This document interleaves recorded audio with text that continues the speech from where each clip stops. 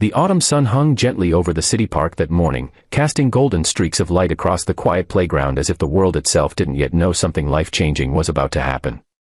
Single dad Ethan Walker had brought his 7-year-old daughter, Lily, for their usual Saturday picnic, hoping to distract himself from the constant weight of bills, repairs, and the never-ending struggle of making ends meet.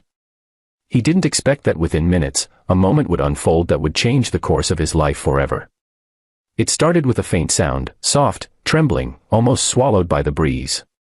A child's broken cry. That sound would pull Ethan into a story he never imagined he'd live.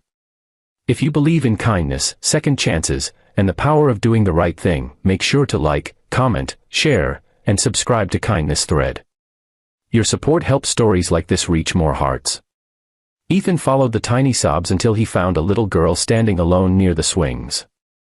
Her blonde hair glowed in the daylight, but her face was streaked with tears. She seemed no older than 5. Clutching a stuffed rabbit with one hand and wiping her cheeks with the other, she looked utterly lost. Ethan felt an ache in his chest. He had seen that expression before, the helpless fear of a child who needed someone, anyone, to care. He knelt down gently, trying to calm her without scaring her further. The girl flinched at first but then looked into his eyes with a timid hope, as if she desperately wanted to trust him. Lily walked up behind her father, holding his jacket.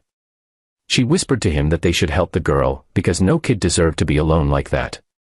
Her empathy reminded Ethan why he tried so hard every day, even when life felt like too much.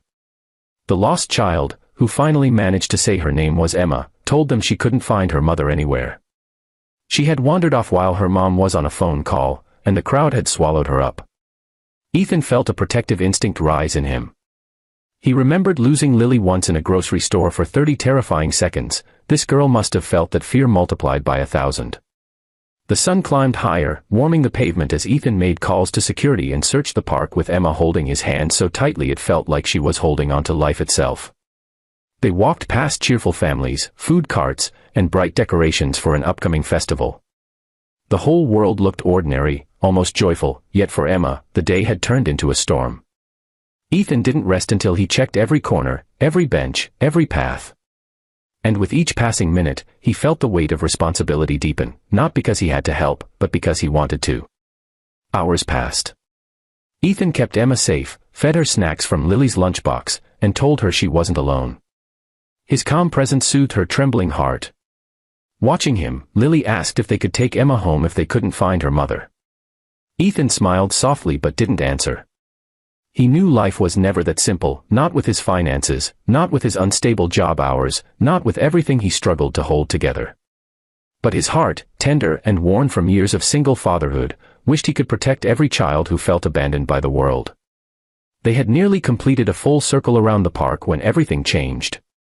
A sleek black SUV screeched to a halt near the entrance.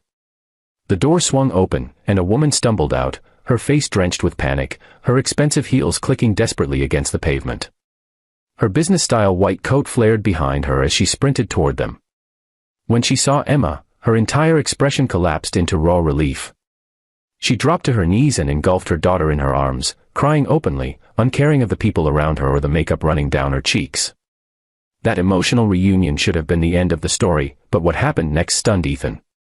The woman stood up slowly and looked at him with a mixture of gratitude and disbelief, as though she was trying to process more than just the return of her child. She apologized repeatedly, her voice shaking, and explained that she had searched everywhere, contacted park authorities, and was moments away from calling the police when someone said a man matching Ethan's description had been seen helping a little girl. She thanked him, but her thanks carried something deeper, something heavy, personal. The daylight reflected in her eyes, revealing a tiredness beyond motherhood. She introduced herself as Victoria Hale, a name Ethan recognized instantly. She was the owner of Hale Industries, one of the wealthiest women in the state. Her face was familiar from magazine covers, charity events splashed across the news, and conversations people like Ethan only overheard but never engaged in. He froze, unsure how to act around someone of her status. But Victoria surprised him by kneeling down again, touching Emma's cheek, and saying she owed him more than words could express. Victoria asked Ethan how she could repay him. He shook his head, saying no repayment was necessary, that he only did what any decent parent would do. She stared at him for a long moment, her eyes flicking gently toward Lily, then back at him.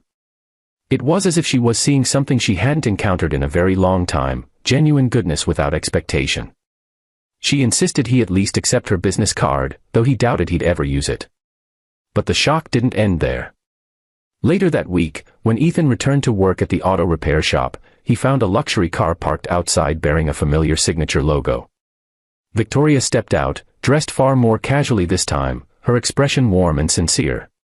She told him she hadn't stopped thinking about the men who protected her daughter with the kind of devotion most people reserved only for their own children. She explained how rare it was to meet someone who did good without cameras, without rewards, without needing to look heroic. Then she did something Ethan never expected from a billionaire. She asked about his life. Not in the distant, polite way wealthy people sometimes did, but earnestly, wanting to understand. And when she learned he was struggling, that he worked 2 jobs, that he barely kept up with rent but still chose kindness above convenience, something shifted in her. In that bright morning sunlight outside the repair shop, Victoria made him an offer, not a handout, but an opportunity. A position in her company's community outreach division, a stable salary, benefits, flexibility for Lily, and a chance to help more families like he helped Emma.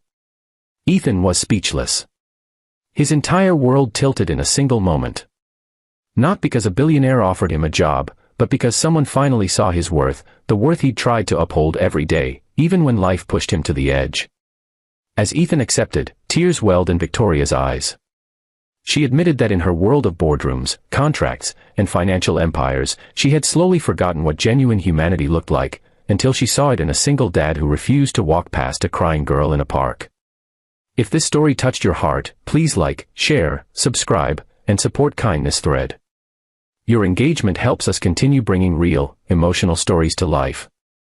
Before you go, drop a comment below telling us what you learned from this story. Pero es mala mía. Es mala mía porque ella no quería. Ella quería que sea así. Como un destrato. Y yo digo, sí, sí, me la voy a bancar y no me la banco. No me la banco, pero bueno, porque después de la última vez que nos vimos, yo creí que capaz, como que habíamos tomado otro nuevo rumbo. Y se ve que no. No, yo soy un bólico, boludo. A mí me gusta tanto. Me gusta tanto tenerlo en mi vida que no puedo hacerme el gil. No puedo mirar para otro lado si le pasa algo. No puedo mirar para otro lado cuando sé que tiene algo o no puedo mirar para otro lado y no preocuparme.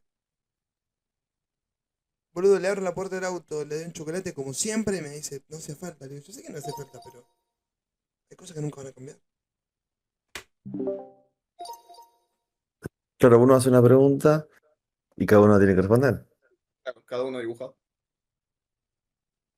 No, sos un imbécil. ¿Qué? Los bosques de Palermo, pa. Ah, Hasta punto de fuga le mandé, mirá.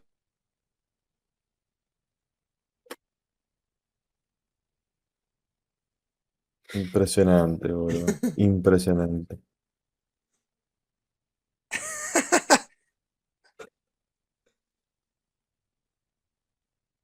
Claro, Nah. por el chiste. Tiene mucho sentido.